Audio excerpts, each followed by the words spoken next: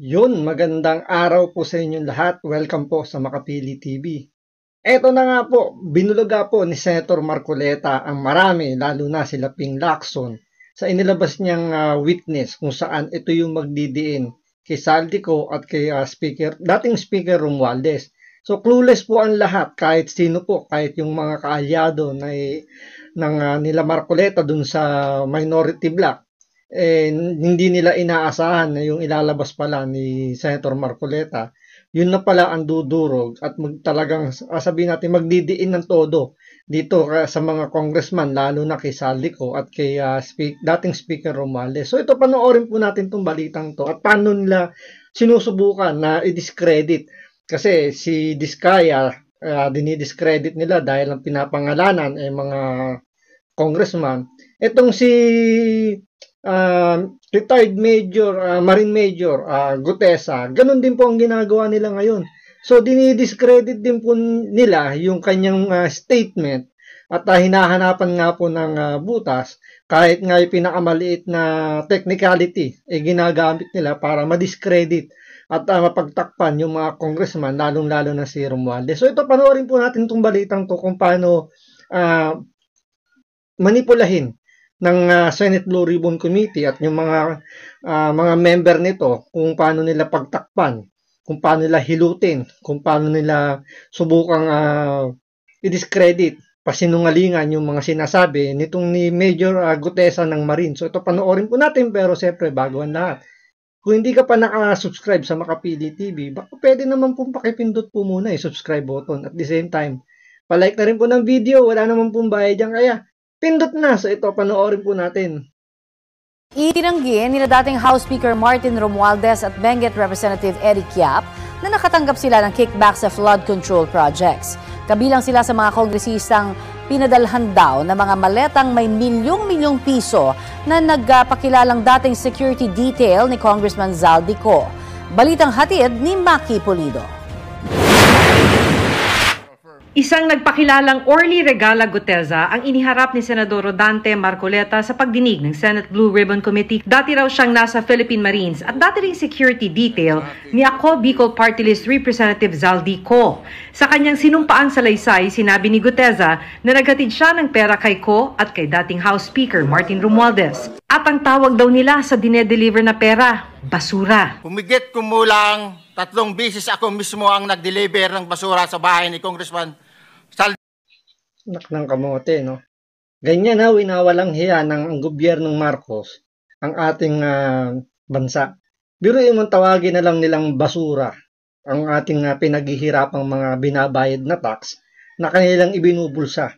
So dito, basura lang ang tawag nila rito, samantalang ang ating mga kababayan na nasa talagang araw-araw na binabaha kahit na walang malakas na ulan, basta nag-high tide, especially yung mga bandang Navotas, Bulacan, Pampanga, na hindi na humuhupa yung tubig, naghihirap, tapos sila, ang tawag lang nila basura. Ngayon, ganyan nila dinidiscredit yung mga mamamayan natin. Parang ang turing na lang, alam mo yun, yung parang tagapaghanap buhay na lang nila tayo mga nagbabayad ng tax. Tapos sila yung nakikinabang sa pinaghihirapan natin na supposedly, sabi nga ni Pinoy, mabuti pa si Pinoy, ang sinisigaw niya, kayo ang boss ko. Diba? Kahit paano naramdaman natin na tayo binibigyan ng pansin, binibigyan ng halaga dahil tinuturing tayong boss ni Pinoy. Kahit na hindi natin masyadong naramdaman, at least masarap sa tenga na sinasabi niyang, kayo ang boss ko. Ngayon, pinalitan ni Pangulong Duterte, anong sabi niya? Trabahante lang kami dito sa gobyerno dahil kayo yung nagpapasahod, dapat ibalik sa inyo yung inyong kailangang matamasa galing sa gobyerno. Pero sa panahon ni Pinoy, ni Marcos, ni Bongbong Marcos Jr., anyari? Parang lumalabas, 'di ba, na tayo mga trabahador lang na kailangan nating kumayod ng kumayod para meron silang makuhang kickback. Yung kanilang mga kaanak, yung kanilang mga anak mamuhay ng maalwal, samantalang tayo kayod marino, kayod na talagang parang to the point na isang tuka, pero kailangan nating maghanap buhay at kakaltasan ba tayo ng tax? ito basura lang ang turing nila. So napakasakit po marinig yung ganyang klaseng pagturing sa ating pinaghihirapan, basura lang. Saldi ko at sa mga bahay ni Speaker Romualdez sa Taguig.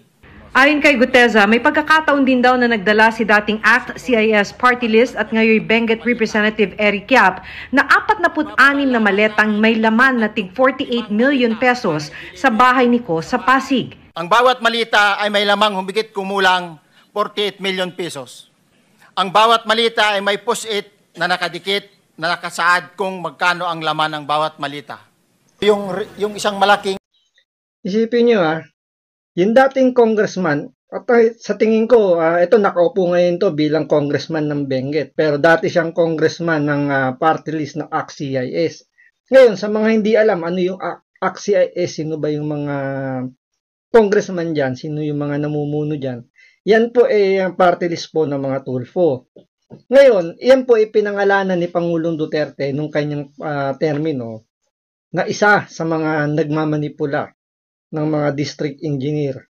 So, may mga lumabas na balita na siya yung pumipili ng district engineer na dadalhin dun sa Benguet. Kaya nga, yung pinaka kilalang proyekto dun is yung rock netting. So, yan yung ginawang gatasan daw nito ni Eric base dun sa narinig nating balita na nilabas naman ni Pangulong Duterte yan, na yun nga daw, talagang ginatasan daw yung rock netting dahil kailangan talaga doon papuntang Baguio yung proyekto na yun. Pero yun nga, nasamantala at kung pagbabasihan natin yung nangyaring binalita doon kay Pangulong Duterte sa nangyayari ngayon na nag-deliver nga daw ng 48 million kada isang bag sa bahay ni Saldico at hinati papunta rito kay Martin Romualdez. Parang may nagko-collaborate, 'di ba? So may pagkakatugma-tugma kung titingnan ninyo kasi paano makakakuha ng ganong kalaking halaga kung wala namang pinagkukuha ng proyekto na hindi naman binibigyan ng pondo. So saan nila kinuha? Kung assuming lang na totoo yung sinasabi nito ni Gutesa. Kasi pag i-connect mo may proyekto doong rock netting, sinasabi nga nila ginagatasan daw yun. Tapos nag-deliver si Gutesa ng basurang pera galing kay Eric Yap ng ACT-CIS. So, may kukunik natin na may pinagkuha ng pondo kaya dinala doon kay Saldico at kay Martin Romualdez. Ang malaking big na malita is kasing ganito ang sukat. Yung pinakamalaki. Opo. Tapos pag binuhat ko po yan, ang bigat yan is almost parang isang sakong bigas sa 50 kilos. Yung bigat. Opo. So binubuhat po ninyo, dito na-transfer po ninyo sa bahay? transfer sa other sasakyan po pag ano. Okay, so tatlong sasakyan. Ganun po lagi. Yung mga 17, 18 po na mga maleta. 3 times a week. Yes, sir.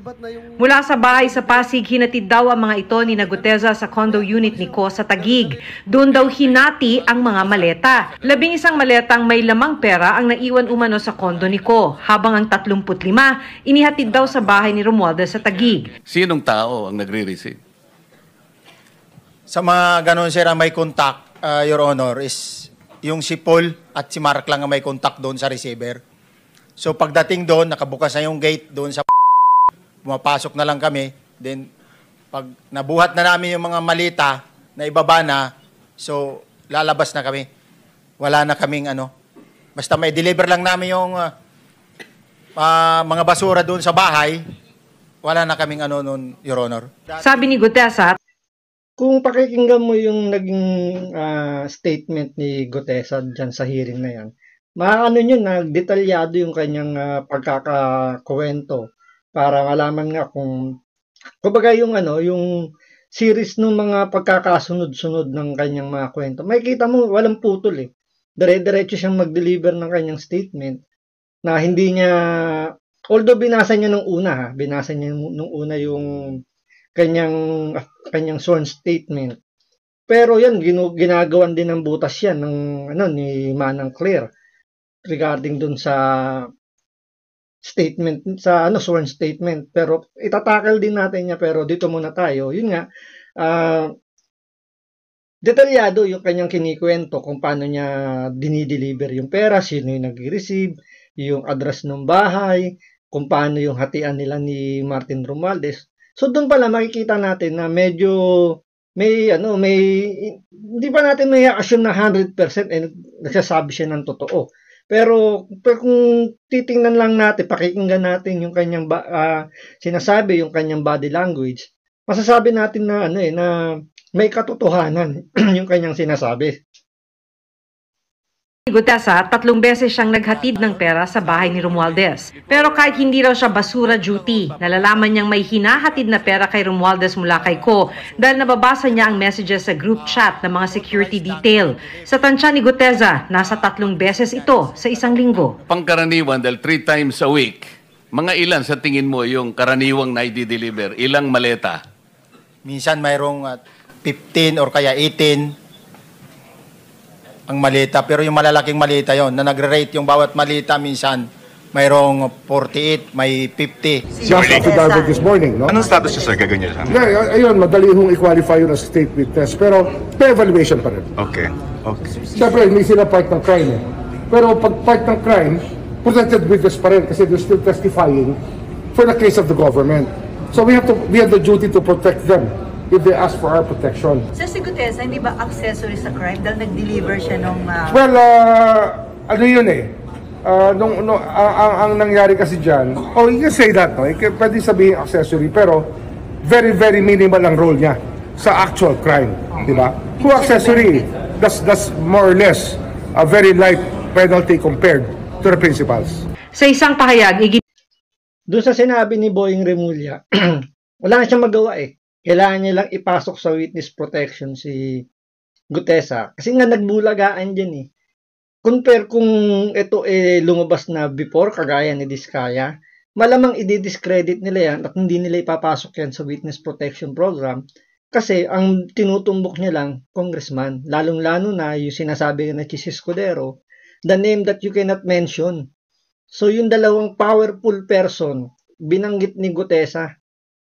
So, dahil nabulaga si Boying Remulla, wala na siyang choice. Kailangan niyang ipasok sa witness protection itong si Gutesa. So, ito yung naging sagot ngayon ni Martin Romualdez doon sa naging akusasyon sa kanya. Siyempre, sasabihin, ang ano natin dito is presumption of innocent, di ba? So, hindi pa naman napapatunayan yan. So, ito yung kanyang naging tugon doon sa mga naging paratang or statement ni Gutesa.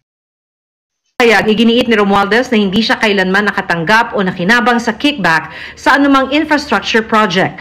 Gawa-gawa lang anya ang testimonya ni Gutesa. Pilit na pilit daw ang pag-uugnay sa kanya sa mga sinasabing kickback. Imposible. Ikwento mo na lang sa pagong, Mr. Martin Romualdez. Ngayon, kung malinis talaga ang sinasabi mo, malinis ka talaga, wala kang tinatago. Mag-volunteer ka na lang pumunta sa Senado at tumarap ka doon para ipagtanggol mo yung sarili mo nang walang abogado. Kung talagang matapang ka, malinis yung konsensya mo, dumiretso ka na doon sa Senate Blue Ribbon Committee. Doon ka magtatalak, sabihin mo lahat ng sinasabi mo ngayon sa media. Imposible daw ang sinasabi ni Gutesa dahil ang tinukoy nitong pinagdalhan umano ng delivery noong December 2024, halos 1 taon na noong bakante dahil nire-renovate. Malinaw anyang politikal at produkto ng coaching o pagtuturo ang mga anyay pahayag na perjurious o kasinungalingan. Hindi raw. Tapos ngayon, political, di ba? Nung si Vice President Sara Duterte ang nagsasabi ng political lang yung ginagawa ninyong persecution sa kanya, yung pagsasampa ng impeachment, panay ang sabi nyo, hindi, yan ang gusto ng taong bayan eh. Yan ang hinihingi, kailangan niya sagutin yung confidential funds niya. O di ngayon, ikaw ngayon ang sumagot dyan, ipaliwanag mo yung nawawalang bilyong-bilyong pera sa flood control natin. Hindi yung diyan ka nagtatalak sa social media. So, parang lumalabas dito di ba? Yung basurang itinapon ninyo, bumabalik sa iyo. 'Di ba? A dose of your own medicine, sabi nga nila. So yung pambabalahura nyo kay BP Sara nung siya kinakastigo nyo sa confidential funds, ito ang balik sa inyo. Napakahirap sagutin nito dahil kayo ang may power of the purse. Kayo ang mahilig mag-insertion dyan. Kayo ang namimili kung saan nyo ilalagay yung mga proyekto. So, kailangan mong sagutin yan sa Senate Blue Ribbon Committee. Umattend ka doon para sabihin mong hindi totoo lahat ng sinasabi, yung mga paratang sa'yo. Pag yun ginawa mo, baka maraming maniwala, talagang wala kang kinalaman sa issue ng flood control scammer na yan. Hindi raw niya ito palalampasin. Itinanggi rin niya ang alegasyon kahit kailan daw hindi siya tumanggap o kaya ay nag-authorize ng paghatid ng pera kaugnay ng flood control projects. Haharapin daw niya ang nag-aakusa sa tamang forum kung saan marirespeto ang kanyang karapatan sa ilalim ng konstitusyon. Sinusubukan pa naming makuha ang panig ni Ko, pero dati na niyang itinangging sangkot siya sa pangungumisyon sa flood control projects. Di pa rin malinaw kung nasaan na si Ko. Kinukumpirma pa raw ng Department of Justice kung totoong nasa Spain na siya. Yes, Umuwi ka muna sa Aldico bago ka magsabi ng wala kang kinalaman dyan. Umuwi ka muna ng Pilipinas, saka mo sagutin yung mga paratang sa'yo. Magsabay na kayo ni Martin Romualdez, pumunta kayo sa Senate Blue Ribbon Committee, wag na nyong antayin ipagsapi na kayo kasi hindi na mangyayari yan. Hindi yan gagawin ni Ping Lacson dahil sa sinasabi niyang may yung merong parang tradisyon, parang ganun nang sabi yata ni Ping Lacson dyan, na hindi, may parliamentary treaty, parang ganun yung sinasabi ni Ping Lacson. So, wag niyong asahan na ipatatawag kayo sa Senado. Magkusa na lang kayo ni Martin Romualdez. Sabay na kayong magpunta, PM kayo, sigurado naman meron kayong personal number. Magtawagan kayo sa cellphone. Sabay na kayo pumunta sa Senate Blue Ribbon Committee. yes, he's being tracked already. We're trying to track him and maraming tumutulong na tao. Initially, sir, can you confirm if nasa Spain ba talaga siya? Well, there's a boarding pass ba yun, or there were flight details sent to us, but we have to validate. To be clear, sir, may info ba siya? Meron siyang ilbo. Yes. Dalawang driver din ng DPWH Bulacan ang humarap sa komite ng Senado at sinabing naghahatid din sila ng mga maleta para kay Ko sa utos daw ni Engineer Bryce Hernandez. Pero hindi may dalawa pa naghahatid ng pera kay Saldico. So, nagko-collaborate yung sinabi ni Gutesa, ni ex-Marine Gutesa, itong dalawang driver, sinasabi ni Engineer Alcantara, yung sinasabi ni Bryce Hernandez. So, nagko-collaborate, ang nakaturo talaga kay Saldico. Although si Bryce Hernandez at si Alcantara pinipitikan ng konti yung Senado, kaya kumbaga nagbibigay ng pangalan ng mga senador, kaya andun yung ni Ping Lacson, parang naililihis niya sa mga congressman, parang ang gusto nilang mangyari, ang tumbukin lang ay puro mga senador, wag nang banggitin yung mga congressman kasi ang may ipit si si Saldico at si Romualdez. Kaya kung mapapansin nyo, kapag yung mga titistigo ang binabanggit mga congressman, yan yung ginigiba nila. Pero kapag ang binanggit senador, sigurado yan matik mabibigyan ng immunity at may papasok sa witness protection program. Pero hindi nila alam kung ano ang laman ng mga maleta. Totoo po ba na kayo po ay nagde-deliver po ng pera doon po sa bahay ni or sa condo ni Congressman Saldico? Your Honor, bali ako po, isang beses lang po ako nakapag-deliver doon. Gaano karami po yon kung inyo po natatandaan, ilang maleta, ilang sako yung deliver po ninyong pera? Your Honor, sa pagkakatanda ko po, mga nasa 6 to 8 na maleta po. Pero alam po ninyo na pera po laman ng maleta po na yon? Hindi po kinonfirm na pera, so wala po kaming idea. Maki Pulido nagbabalita para sa GM. So ngayon, dahil nga ang binanggit ni Gutesa ay mga congressman, dinidiscredit ngayon siya. So hinahanapan siya ng butas na kumbaga dahil do sa mga sinabi niya, imbis na alam niyo yun, kung talaga ang hanap talaga natin dito o ang hanap ng mga nag-iimbestiga rito, yung katotohanan na kung sino ba talaga yung nasa likod ng mga pandarambong, yung pagnanakaw ng pera ng taong bayan. Di ba dapat tumbukin nyo na kagad, imbestigahan nyo na kagad kahit nga, ito malinaw na maraming nagko-corroborate sa mga statement nila, sa mga aligasyon nila. Pero ba't parang ayaw nilang kagatin yung statement ni Gutesa? Ngayon, itong si Senator Erwin Tulfo, kabago-bago pa lang, mukhang parang idol ko pa naman to Pero parang kinain na ng sistema yung kanyang galawan ngayon na hindi nila magiba yung statement ni ex-Maring Gutesa. Dinadaan nila sa technicality. Ano yung technicality na to? Dahil lang sa notaryo na porket bumaliktad o yung nagsabi yung abogadong nakasulat doon sa nagnotaryo hindi daw siya yung nagnotaryo noon. Wala na raw kredibilidad itong si ex-Marine Gutesa. Pero kung titingnan mo naman yung pagdonotaryo na yan, hindi naman siya ganun, hindi naman natin sinasabing hindi importante. Pero sa case kasi nito, hindi siya ganun kabigat masyado dahil nakapag-under oath naman siya sa Senado. At maraming abogado nagsasabi niyan na kahit i-disregard mo na yan, let's assume pa natin na hindi talaga yan pinirmahan ng abogado, peke yung notaryo, still, valid na valid yung mga sinabi ni Gutesa. So ito, panoorin po natin itong si Idol Erwin Tulfo na nasira na yung kanyang yung kanyang, kumbaga nadismaya na tayo sa kanyang mga statement na the law, sometimes, parang sabi niya, sometimes we have to bend the law. Siguro kung broadcaster ka, journalist ka, pwede mong marinig sa kanya Okay lang, matatanggap mo Pero dahil isa na siyang senador, isa na siyang mambabatas na gumagawa ng batas, tapos maririnig mo yung salitang, sometimes we have to bend the law. Nakaka-disappoint, Senator Erwin Tulfo, idol. Mukhang mas bagay po siguro kayong nasa journalist ka na lang muna.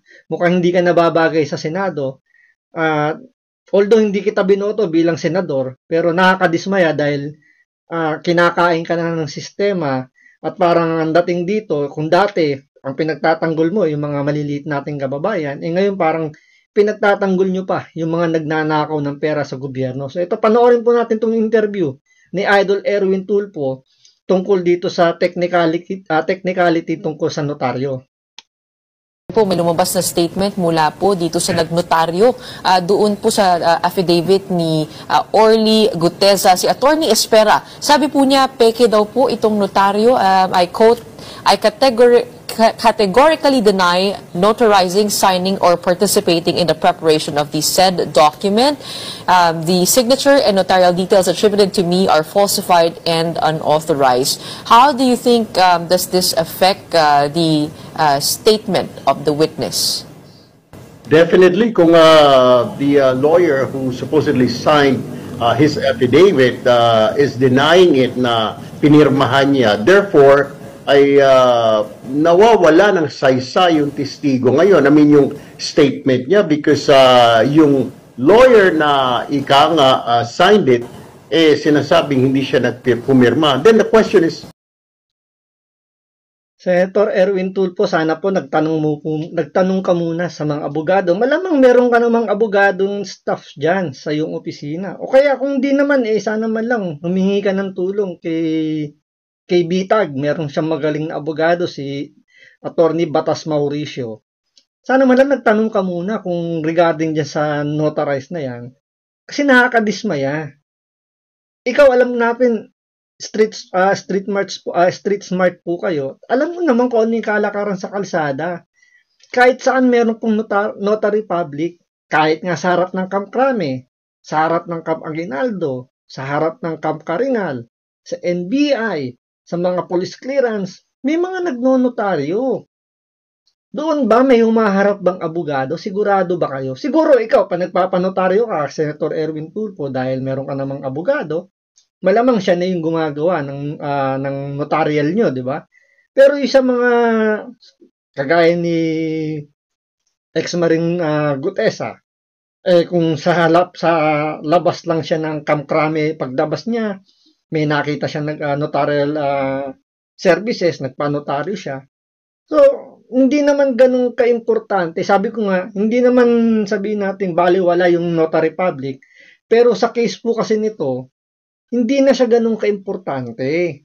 Senator Erwin Tulfo, konting research naman, may mga abogado ka, bakit parang ang dating dito dahil lang nagkaroon ng issue, technical issue regarding sa notary public, parang sinasabi mo yung kredibilidad ni Gutesa sira na.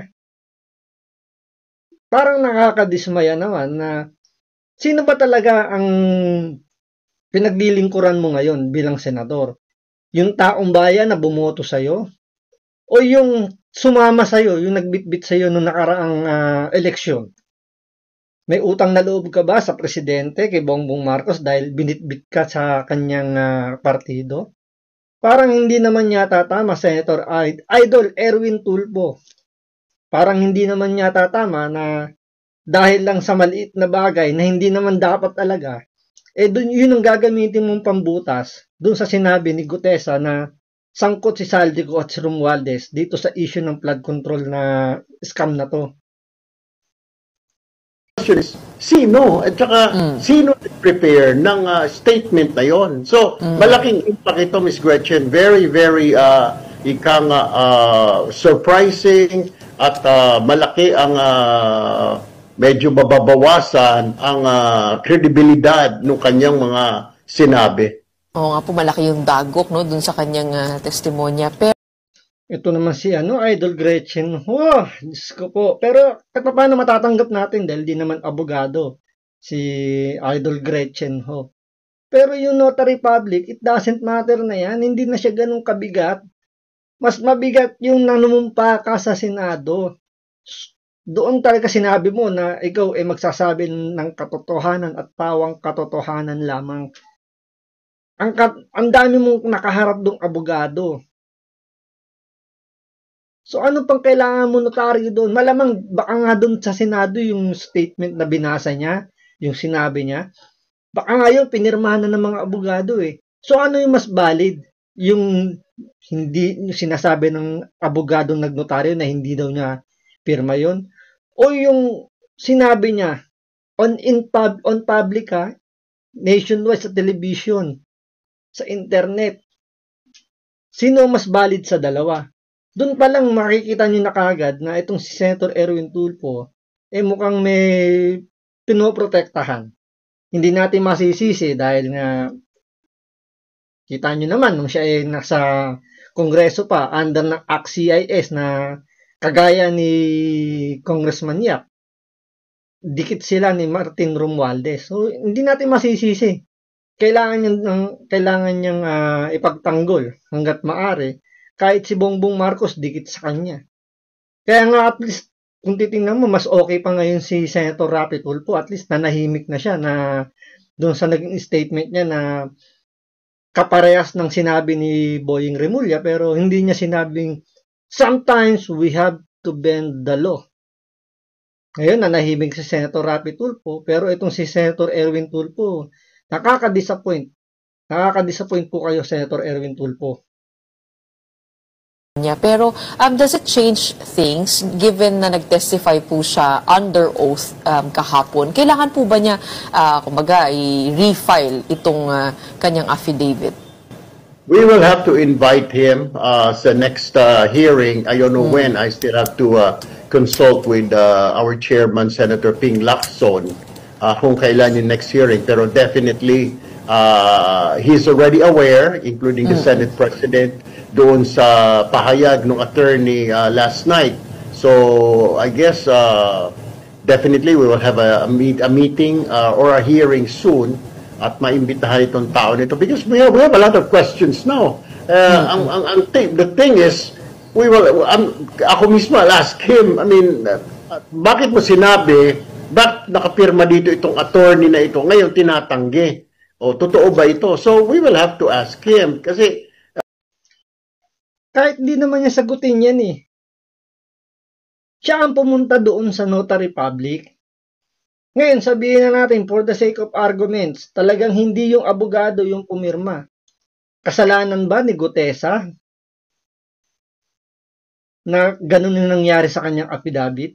Di ba hindi naman? Let's say, sabihin mo, ganito pinakamabikling example. Magpapatransfer ka ng sasakyan. Magpapanotaryo ka.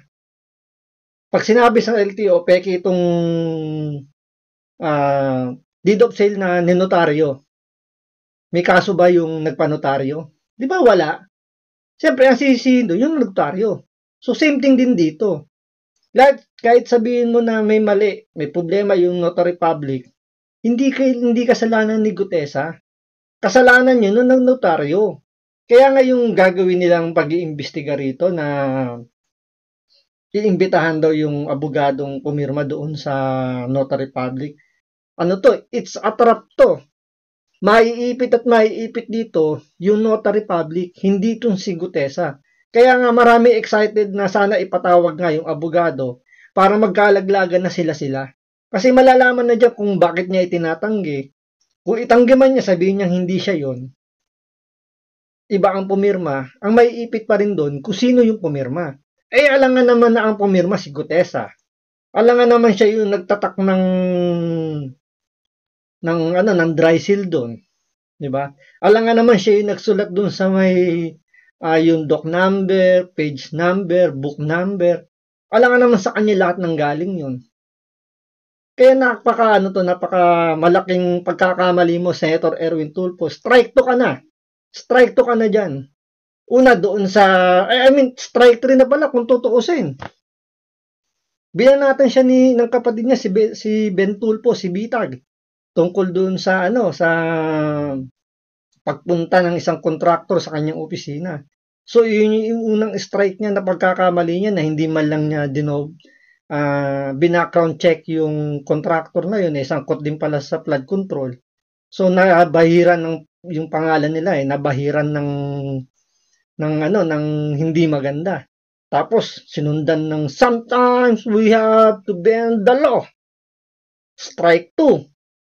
Tapos ngayon, itong notaryo, strike 3 ka na, Senator Erwin Tulfo. Napaka-disappointed po. Marami po na-disappoint ngayon at binoto kahit nanalo kayong senador. And then inform him na nawawalan tuloy ng saysay itong mga sinabi mo because dito pa lang sa pumirma ng attorney na affidavit mo ay tinatanggi na pumirma siya dyan. So, malaking question mark ngayon.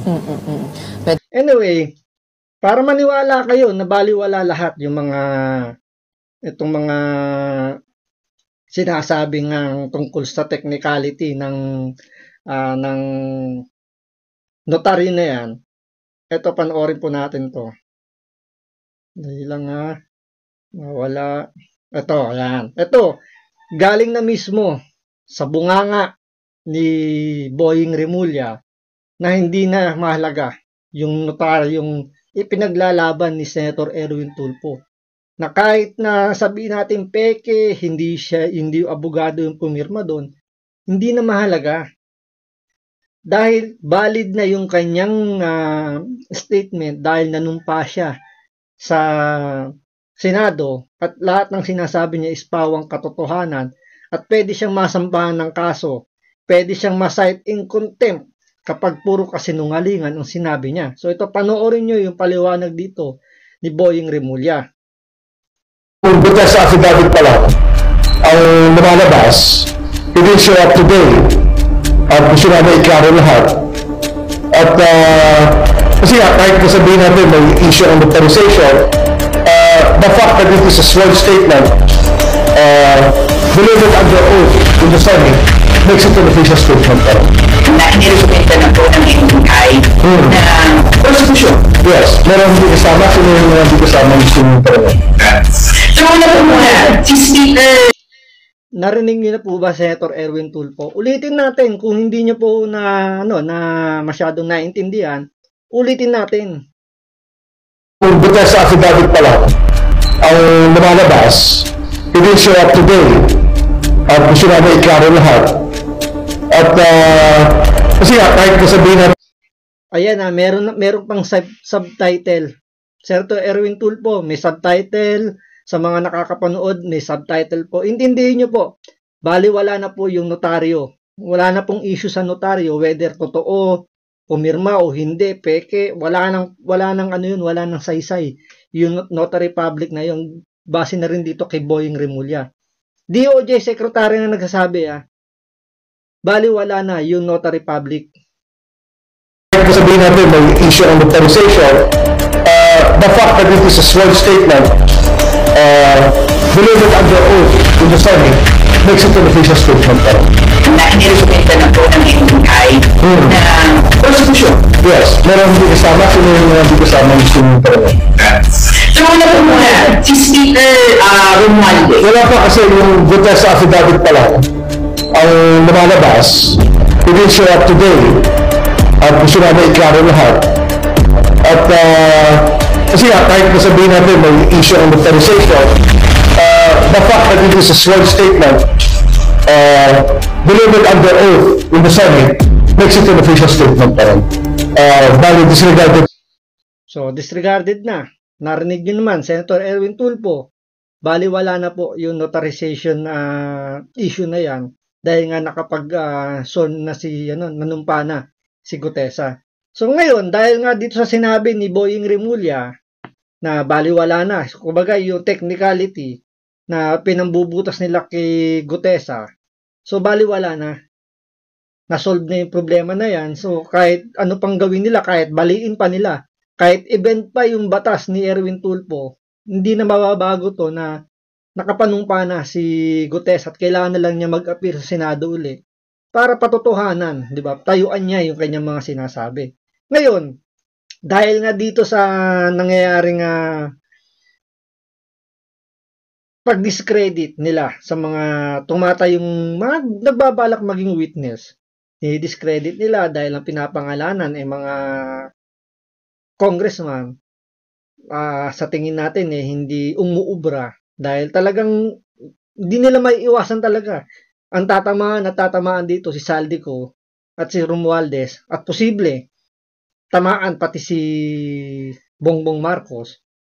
Si Senator Marcoleta naman ngayon yung kanilang ginagawa ng issue para, alam niyo yun, sirain yung kredibilidad ng mga gustong, yung pinaplano niyang maging witness. So, ito yung balita kung saan ginagawa nila ng issue itong si Senator Marcoleta.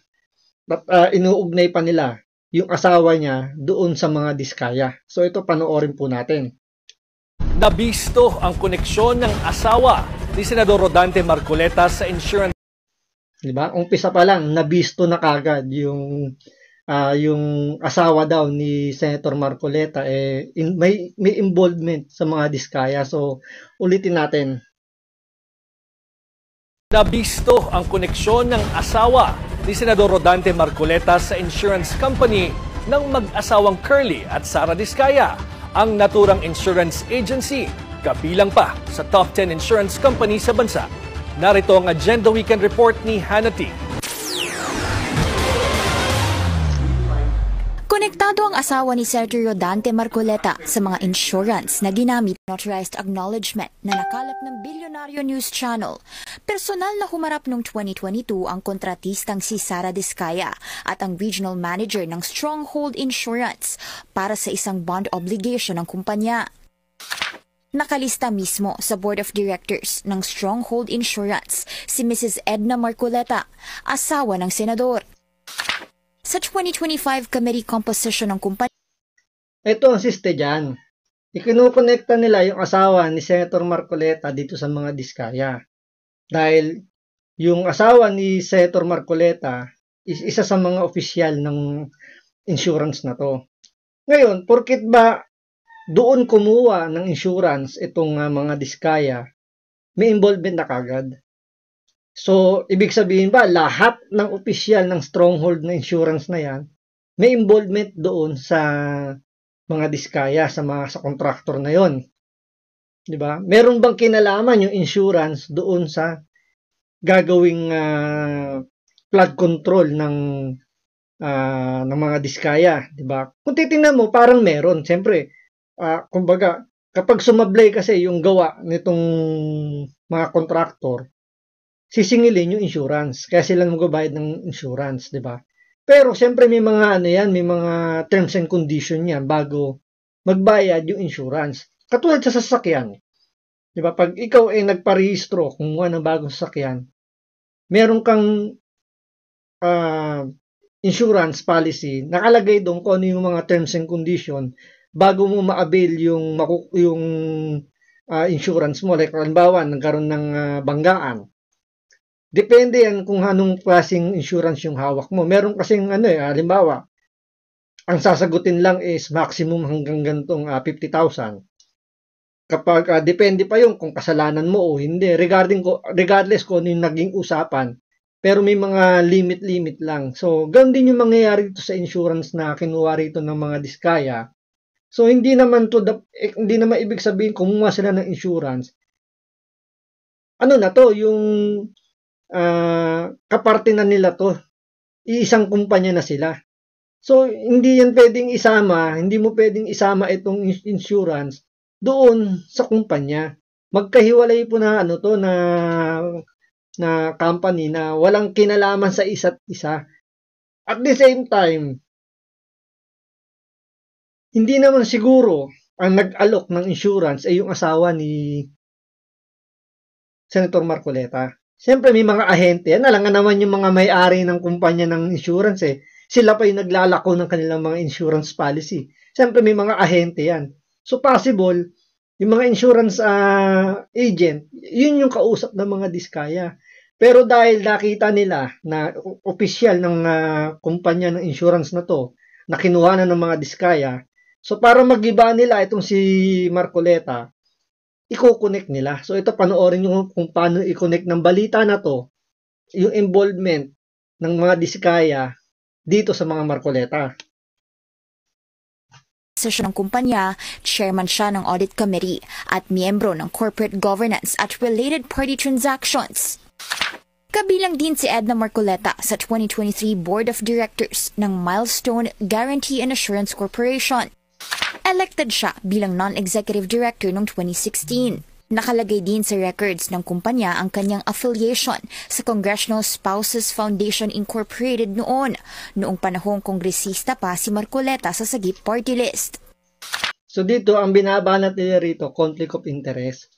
Kasi asawa ng congressman, tapos sa mga diskaya. So, kung hindi pa naging senador, itong si Marcoleta, hindi mabubuksan yung issue na to. Pero dahil naging senador na si Marcoleta at isa siya sa mga namumuno ngayon, o isa siya sa pinakamainit talaga na talagang tumututok dito sa flood control scam na to, kailangan nila i-connect na merong conflict of interest itong asawa niya doon sa mga diskaya at sa nangyayaring investigasyon ngayon. Ang Milestone Guarantee and Assurance Corporation ang naglabas ng retention money bond noong 2024 na nagkakahalaga ng 19.29 million para sa elite general contractor, kumpanya ng mga diskaya. Ang bond ay kaugnay ng flood mitigation maintenance at construction ng road dike sa mag-asawang Tubig River, Sitio Dique sa Nauhan Oriental, Mindoro na may kabuang halaga ng 192.9 million. Pero hindi nila rito pinaliwanag kung para saan yung insurance na kinuha ng mga diskaya. Imposible naman na hindi nila alam kung ano yung purpose ng insurance. Ngayon, sa mga di nakakaalam, ang purpose ng insurance, kapag nagkaroon ng problema, yung kanilang project, ang mananagot yung insurance. So ngayon, papayag ba yung insurance kung ang lumalabas ay ghost project yung ginawa ng mga diskaya? Let's say sabihin natin substandard. Siyempre, hindi nila sasagutin yung bayad. No, siyempre, meron terms and condition Kung yan winalang hiya talaga, hindi naman act of nature. Kasi kung act of nature yan, halimbawa, nasira dahil sa bagyo, possible. Kung ito talagang dumaan sa tamang standard, ginawa ng tama yung proyekto. Pero as long as hindi naman ginawa ng tama yung proyekto, substandard, I don't think babayaran niya ng insurance. So tatablayin ng insurance yan kasi hindi yan papasok sa policy na napagka-agreean nila. Ang parehong project ang pinuntahan ng team ni Senate President Pro Tempore Panfilo Lacson na completed naman sa DPWH website. Pero tingnan nyo dito. Walang sinabi si Lacson na may koneksyon yung kumpanyang pinagtatrabuhan ng asawa ni Marcoleta dito sa flood control project dito sa Mindoro. Bakit yung sa Mindoro yung pinili nitong balita na to? Kasi yun yung pinakamainit eh. Yun yung isa sa pinakamalaki at isa talaga sa mga pinakagrabe na pangungulimbat ng pera ang ginawa. So dito nila i-connect yung issue ng pagkuha ng insurance ng mga diskaya. Pero wala namang makikita on the ground. Nasaan ang halos 193 million na pondo sa Sitio Dique noong 2024? Eksakto ang lokasyon na aming pinuntahan sapagkat consistent ito sa coordinates na nakalathala sa DPWH at sa sumbong sa Pangulo website. Guni-guni o guni-guni? Diba? Para magkaroon ng dating sa mga nanonood, doon ikinunik sa sinabi ni Panfilo Lacson na guni-guni o guni-guni. So parang lumalabas dito, itong insurance company is kasama sa panlulokong ginagawa ng mga diskaya. Pero in reality, hindi ganun yun. Hiwalay yung insurance. Wala silang pakialam sa ginagawa nitong mga kontraktor na to. Ang magiging pakialam lang nila rito kapag nag-claim itong gobyerno, halimbawa, sinabi ng gobyerno tulad niya ngayon, nag-claim ang gobyerno dahil palpak yung gawa ng mga kontraktor. Ang ibang babayad dito ng mga kontraktor yung insurance. Ngayon yung insurance, mag-iimbestiga muna yan, titingnan kung tama ba yung claim nitong mga kontraktor, kung dapat ba talaga nilang bayaran doon sa insurance na binayad nila. Ngayon, pag napatunayan nila yung mga proyekto is substandard, guni-guni o yung ghost project, hindi nila babayaran yan kasi labas yan sa napag-usapan doon sa terms and condition. Kaya malabong may conflict or may kinalaman yung kumpanya nung pinagtatrabuhan ng asawa ni Marcoleta. Ang bayan ng Nauhan Oriental Mindoro ang isa sa mga kinall out ni Lacson dahil sa laki ng pondo sa flood control pero laging binabaha. May ilan pang di umano'y Agila projects sa Nauhan na galing sa congressional insertions. Ang Agila ang isa sa initiatives ni Oriental Mindoro Representative Arnan Panaligan. Nahugot daw ang mga ito sa unprogrammed funds na hindi naman dapat madaling ma-access ng mga kongresista. Kung saan may multimillion projects, dumadapo ang Agila. Pero lubog pa rin sa baha ang nadadapuan ng Agila. Una nang itinanggi ni Panaligan ang involvement sa mga implementasyon sa maanumalyang proyekto sa lalawigan. Spotted si Panaligan noong 2024 sa isang ribbon-cutting ceremony ng Stronghold Insurance sa Mindoro, kung saan nag-expand ang kanilang branch. Matatanda ang nagtalo na noon sina Lacson at Marcoleta hinggil sa Diskaya. Ayan, di ba? Dito nirekta na talagang ikononekta na si Senator Marcoleta dahil sa ang dating dito pinagtatanggol daw, very protective daw itong si Senator Marcoleta sa mga diskaya kasi gusto niya talaga ipasok sa witness protection program yung mga diskaya dahil sila yung unang nagbigay ng ng mga pangalan ng mga kumikickback sa flood control project. At dahil siguro ang tatamaan talaga yung mga congressman, dinidiscredit nila. Hindi pinirmahan ni Senator Soto. Naniwala siya sa sinabi ni Boying Remulla na kailangan mo daw magsuoli ng pera bago maging state witness yung mga diskaya. Sinungaling ang mga diskaya. Ang magsasabi lang ng totoo, mas reliable daw na maging witness si Bryce Hernandez kasi pinangalanan niya yung dalawang senador. So makikita niyo talaga rito na ginagawa ng issue si Senator Marcoleta para sirain yung kredibilidad ng witness na nilabas niya, yung biglaang witness si retired Marine Major si Gutesa. So dahil hindi nila mabasag yung statement niya, ang sisirain nila ngayon dito, etong si Marcoleta. sa Diskaya couple na iminungkahi ni Marcoleta na isailalim sa Witness Protection Program. Hindi ito pinirmahan ng DOJ at ng Senate President. Why are you so protective of the Diskaya? Why are you so protective? I am not protecting them. Mabuti sinabi mo yan, Mr. Chair. Pwede ba natin i-record ito? Sa kasalukuyan, hindi nga pinatulan ni Ping Lacson yung yung hamon doon ni Marcoleta na tungkol doon sa sinasabing pinoprotektahan niya yung mga Diskaya. So hinamon nga dito si Ping Lacson pero tumaymeme na lang si Lacson. Sa kasalukuyan, no comment si Senador Marcoleta sa tanong kung may conflict of interest ba sa involvement ng kanyang asawa. Sa ngayon, revoke na ang lisensya ng mga kumpanya ng Diskayas. Protected witnesses sila at under evaluation ang paghiling na maging... So, kung hindi sumagot si Senator Marcoleta tungkol dun sa issue ng asawa niya dun sa insurance, yung anak niya na si Congressman Paulo Marcoleta, sumagot doon sa sinasabing involvement doon sa insurance. Ngayon, sabi niya rito sa Billionaire News, kasi Billionaire News yung naglabas ng balita na yan. Sabi ni Congressman Paulo Marcoleta, kayo ang bistado, Billionaire News Channel. Bistadong-bistado ang bias ninyo. My mother, Edna Marcoleta, is not a co-owner, not a regular inside director, but an independent director of Stronghold Insurance. Billionaire News Channel should know that an independent director is not an employee of the company, has no such material ties, no substantial shares, no hand in sales and marketing activities, no significant professional relationship with the company or its stakeholder. So malinaw na hindi ganun kalaki yung posisyon na hawak ng asawa ni Senator Marcoleta para magkaroon ng conflict of interest at maka-impluwensya doon sa pagkuha ng insurance ng mga Diskaya.